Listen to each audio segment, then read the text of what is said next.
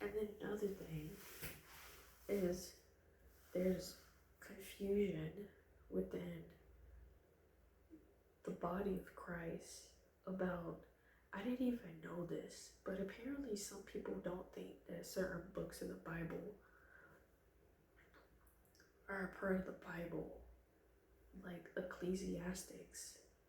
I didn't know people thought that Ecclesiastics was not a part of the Bible, because I have felt like Ecclesiastics. When I first read Proverbs and then I read Ecclesiastics when I was in high school, I was like, this is my life. I understand this. So I don't understand why people don't think that's part of the Bible.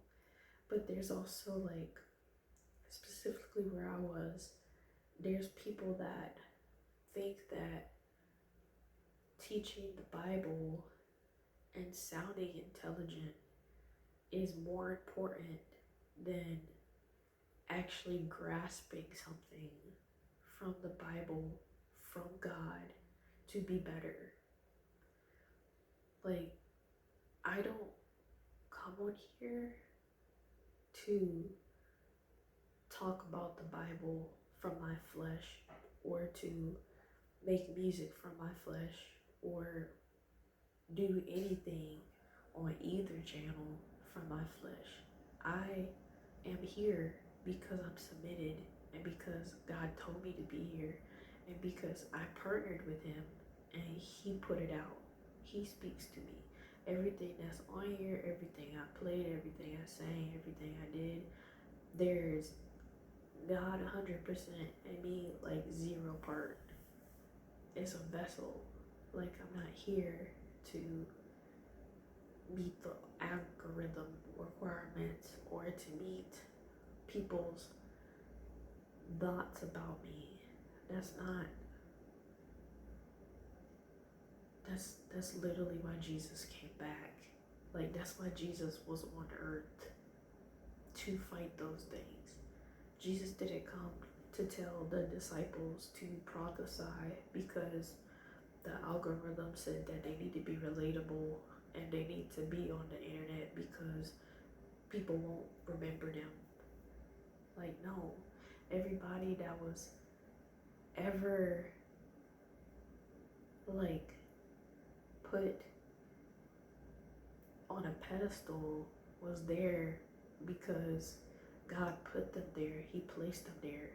He didn't say, oh, I'm gonna make them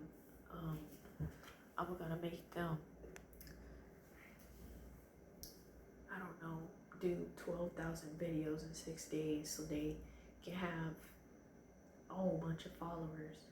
God wasn't about followers. He was about the truth. He wasn't a person that was grouped up, and he wasn't a person that was popular. And this isn't about being popular. So if that's what people are going after, or the church is saying, and they don't have a clear perspective about where they are, then they're lying and they're not about Christ. That's just it. Like, it's either you're here with Christ and you believe it, or you don't. I don't understand why that's, like, hard to understand.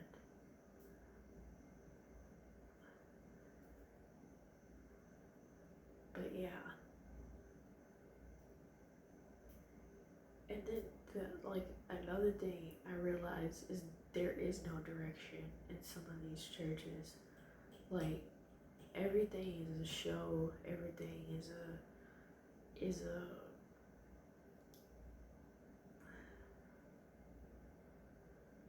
it's like those old tent people where they, like, put hands on people every week and they say, oh God. I saw a video about this too. They were talking about how people think that they'll be healed if God feels bad for them. I think that's what a lot of people think, especially, I mean, I can only talk about the Black community because I've been mostly to Black churches. But it's like, they go there. Some people go to church and they think if I cry hard enough and if I seem sincere enough, God will change my situation. And a lot of people don't understand that their situations aren't changing and the cycles keep happening because they aren't changing. It's not about the situation, it's about your reaction and your attitude and your mental space in these situations. Like, people think that, like, I was homeless because I was, like, stupid, or because I didn't, I don't know, take care of money, or I didn't work or whatever. But a lot of the time, when I was working at different places, I was being sent there as a lesson for other people. And it was a lesson to me to work for other people. Like, it changed my character, and a lot of other people never changed. It's not always about what people think it's about. Like, everyone thinks, like, oh, I don't know, what's an example? I can't think of an example. Like, people think, oh, like, I don't know, all I can think about is poverty right now. Like, people think, oh, like, they'll be like, I don't have the money for my bills. But, and then they go through that cycle of each month of like, God, how am I gonna pay for my bills? How am I gonna pay for this? How am I gonna do that? And it's like, you work, right? You know how you spend money. You work, you know how you spend money. You know what you got paid for, and you can calculate the variables of all that, right? But they won't trust God. They'll get in more debt to fix the stuff instead of trusting God to make a way, or asking for direction. Like, my point is, it's just, there's deeper things into the struggles that each of us have, or the struggles that we think we have. And there's a lesson in every scenario for you or for other people. And we have to stop just thinking that it's just, oh, my bills need paid, or oh, my feet hurt, my back hurt, my head hurt, or whatever. You know, every scenario is there for a reason, and there's the path of the most issues, that the path that causes you to have more discipline versus the path that's easier for you to take is usually the one that God needs you to go to, because it grows your character and because it grows strength in you to believe in Him, and strength for you to go to the next place, to get out of those cycles and those patterns, to actually go to a new season, to new challenges, to a new person, to a new personality, to new people. But because we're focused on the stuff that we feel is problems, we can't go anywhere. And then we're just keeping the same issues and the same people and the same problems. Anyway, and then the thing with these people that are like, talk about proclaiming, like, that's not a thing. Like, if, like, we have free will, but if I say, God, I'm gonna live my life for you, right?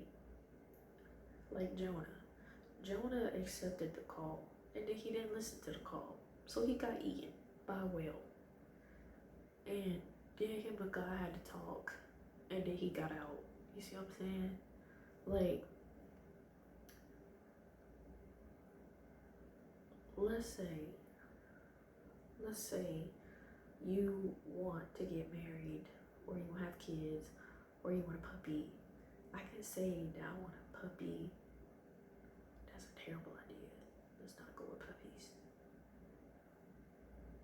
let's say I have something I really, really want, but I have absolutely no training about how to do that.